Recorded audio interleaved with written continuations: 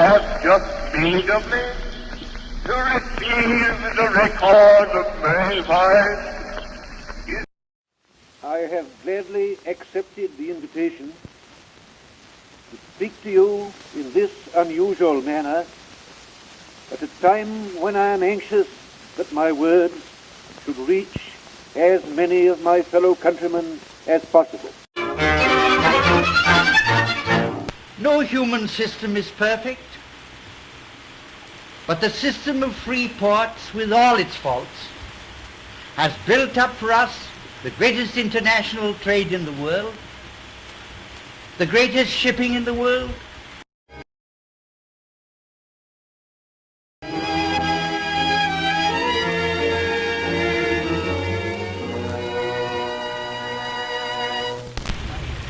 Friends,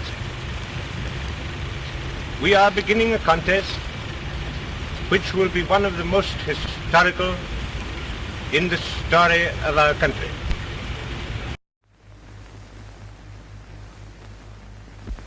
There are a million good reasons why you should support the national government. They are to be found in the homes where, owing to the trade revival, 1 million breadwinners are now drawing a regular wage instead of searching for work. Which will probably be a fateful one in the history of the world. The oceans of the world have been swept clear of German shipping.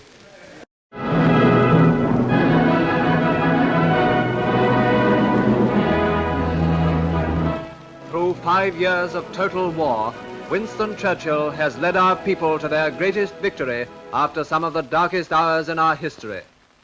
Great issues still lie ahead, and at this time it is fitting that the British nation should listen once again to the words of Mr. Churchill.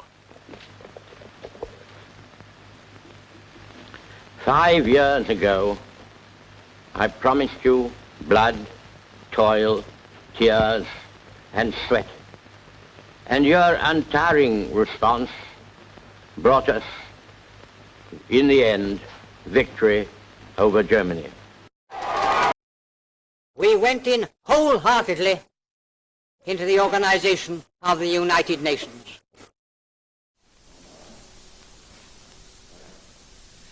The meeting of the NATO powers in Paris is an important event.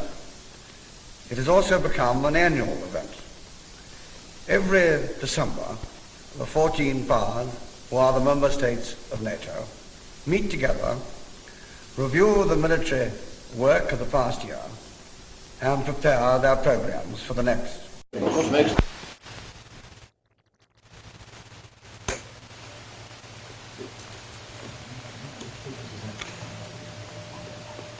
You will understand me when I say that it's with a mixture of sorrow and pride that I speak to you as Prime Minister of Britain.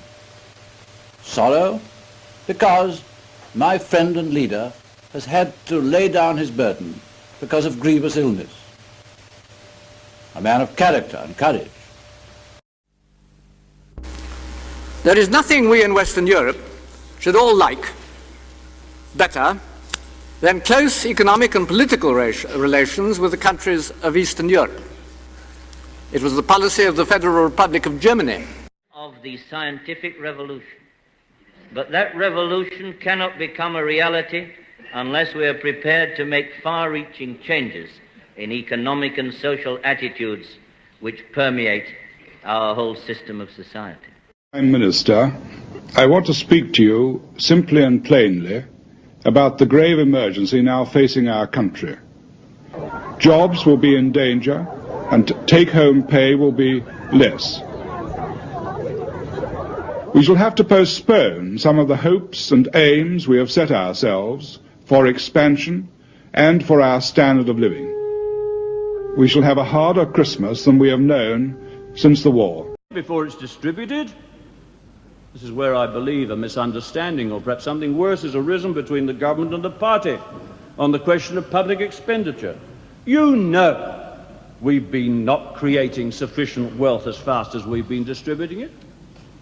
Over the last 3 years, you know that our domestic product has risen by 2%, And the increase in our public expenditures, including central and local government, has increased by 18%. Where there is discord, may we bring harmony. Where there is error, may we bring truth. Where there is doubt, may we bring faith. And where there is despair, may we bring hope. 5 years. In that time, we've achieved a great deal. But for the last 3 years, I've been opposed by a small minority in our party. During those 3 years, there have been repeated threats of a leadership election.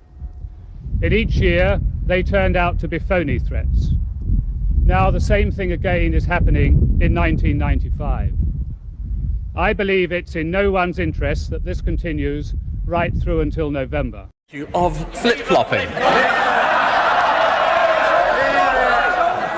I have with me a leaflet that has just been put out in the Dunfermline West Fife by-election. From one David Cameron, a letter. It says this: I'm a liberal conservative.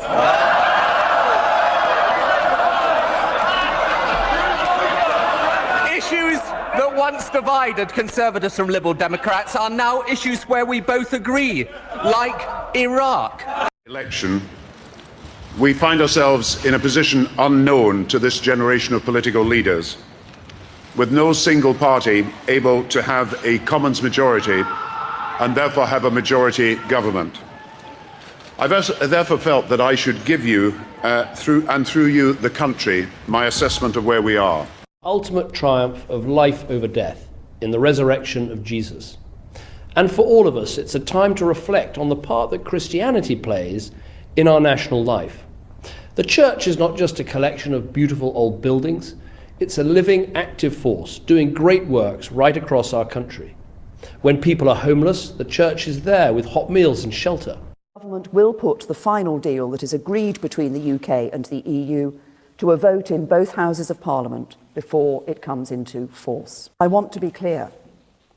What I am proposing cannot mean membership of the single market. As a priority, we will pursue a bold and ambitious free trade agreement. I want to use the last few seconds, Mr. Speaker, to give some words of advice to my successor, whoever he or she may be. Number one, stay close to the Americans, stick up for the Ukrainians, stick up for freedom and democracy everywhere. And remember, above all, it's not Twitter that counts. It's the people that sent us here. It has been a huge honour to be Prime Minister of this great country. In particular, to lead the nation in mourning the death of Her late Majesty the Queen after 70 years of service, and welcoming the accession of His Majesty King Charles III. It's right now. What's terrifying is that right now, people not knowing whether when they call 999, they will get the treatment that they need. Now, Mr. Speaker, in Australia and Canada and the US, they ban strikes on blue light services. We're not doing that. All we're saying is that in these emergency services, patients should be able to rely on a basic level of life-saving care. Why is he against that, Mr. Speaker? Thank you.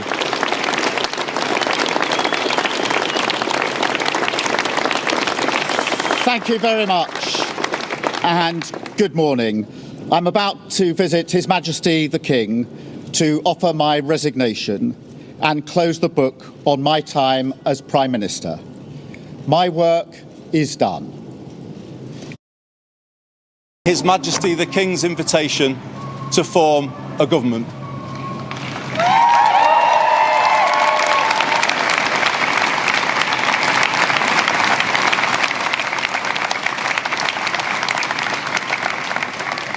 In doing so, I am acutely conscious that I am the 6th person in the last 10 years to walk up this street, the 7th Prime Minister since 2016, making this a moment for reflection and new resolution.